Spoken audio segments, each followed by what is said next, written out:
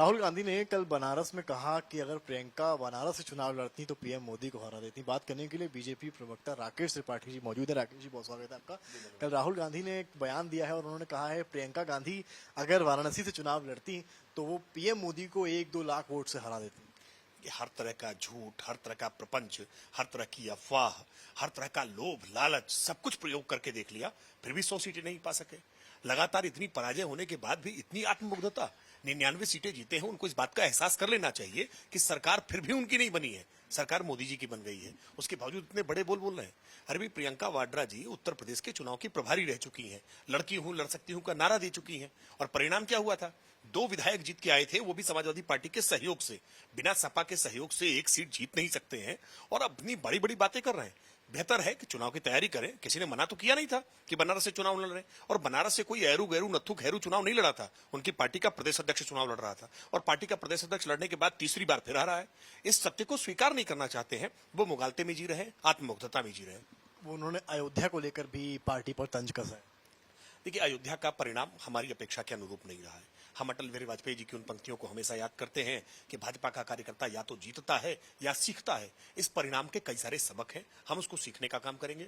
हर बूथवार समीक्षा करेंगे कि क्या कारण थे, क्या मुद्दे थे जिनके कारण भारतीय जनता पार्टी को अपेक्षित सफलता नहीं मिल पाई है।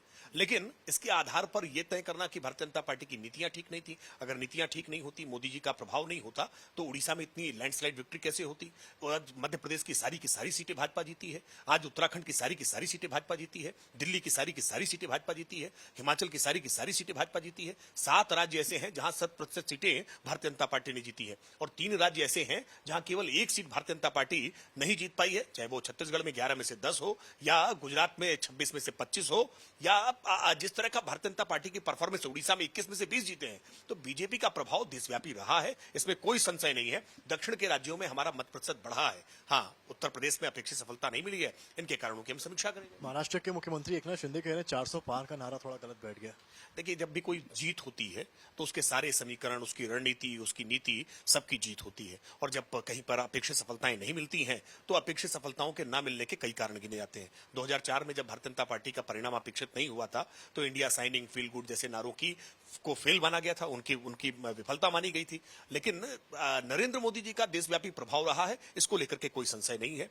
मोदी जी के प्रभाव के कारण ही आज तीसरी बार हमारी सरकार बनी है। गरीब कल्याण नीतियों के कारण गरीबों के जीवन में परिवर्तन हुआ है, इसको देश भर ने स्वीकार किया है। मोहन भागवत के कई बयान ऐसे आ रहे हैं जो देख के लग रहा है आरएसएस और बीजेपी के बीच में सब कुछ ठीक नहीं है। नहीं, ऐसा नहीं है। देखिए, राष्ट्रीय स्वयंसेवक संघ संवैचारिक संगठन है, मातृ संगठन है। हम उससे कई बार परामर्श करते हैं, चीजों को सीखते हैं और जहां जहां आवश्यकता होती है वहां उनसे सुझाव भी लेते हैं और उसके आधार पर काम करते हैं।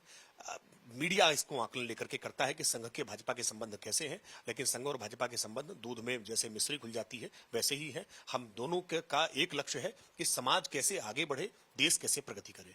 आखिरी सवाल मेरा, मनोज पांडे हैं, बागी विधायक हैं, ऊंचार से विधायक हैं, उनके नाम के आगे काली पट्टी चिपका दी गई है जहां पर नेता मुख्य सचेतक उनके लिखा हुआ है।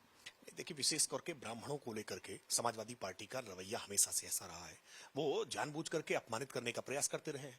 आखिरकार ये विचार समाजवादी पार्टी करे ना कि क्यों उनकी पार्टी के तमाम विधायक उनकी पार्टी छोड़ करके चले गए, उनके मुख्य सचेतक उनकी पार्टी छोड़ करके चले गए। अब समाजवादी पार्टी इन बातों का अवलोकन करने के बजाय अगर केवल इस जीत के आधार पर इस मुगालते में आ जाएगी कि उत्तर प्रदेश की जनता उसके साथ है, तो उसे याद रखना चाहिए कि 2014 हारे हैं, 2017 हारे हैं, 2019 हारे हैं, 2022 हारे हैं, पंचायत चुनाव हारे हैं, निकाय चुनाव हारे हैं। इतनी पराजय के बाद अगर एक लोकसभा के चुनाव में बीजेपी से कुछ सीटें उनको ज्यादा मिली हैं, जबकि वोट प्रतिशत के मामले में अभी भी भारतीय जनता पार्टी ज्यादा है। उत्तर प्रदेश में सबसे बड़ी जो मार्जिन की जीत है वो भी भारतीय जनता पार्टी की नोएडा की है। तो मुझे लगता है कि अखिलेश यादव जी को इस पर आत्ममंथन करना चाहिए कि उनकी पार्टी के विधायक क्यों टूटे हैं। सवाल आपसे बनता है, क्या लगता है आपको, आप तो इतने पुराने बीजेपी के नेता हैं, क्या कमी रह गई?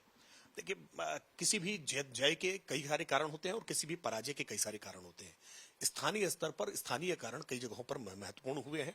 स्थानीय कारण क्या क्या रहे हैं, पार्टी के संगठनात्मक गतिविधियां कहां कमजोर रही हैं, क्या कहीं शासन प्रशासन से कहीं किसी प्रकार की चूक हुई है, बूथ स्तर पर इसकी जब तक समीक्षा नहीं करेंगे, क्योंकि 2.5 महीने का एक लंबा कैंपेन था, 1 वर्ष से लगभग लोकसभा चुनाव की तैयारियां चल रही थी, तो लंबे समय से की गई तैयारियों में कमियां कहां रह गई हैं उसको कुछ दिन में या कुछ हफ्ते में नहीं तय की जा सकती है। इसको लेकर के लगातार मैराथन प्रयास होंगे और भारतीय जनता पार्टी अपने हर कार्यक्रम के बाद समीक्षा करने का काम करती है। इसकी भी समीक्षा होगी, कारणों को निश्चित तौर तौर पर निकलकर सामने आएंगे और उन कारणों का निवारण करने का काम भी भारतीय जनता पार्टी करेगी।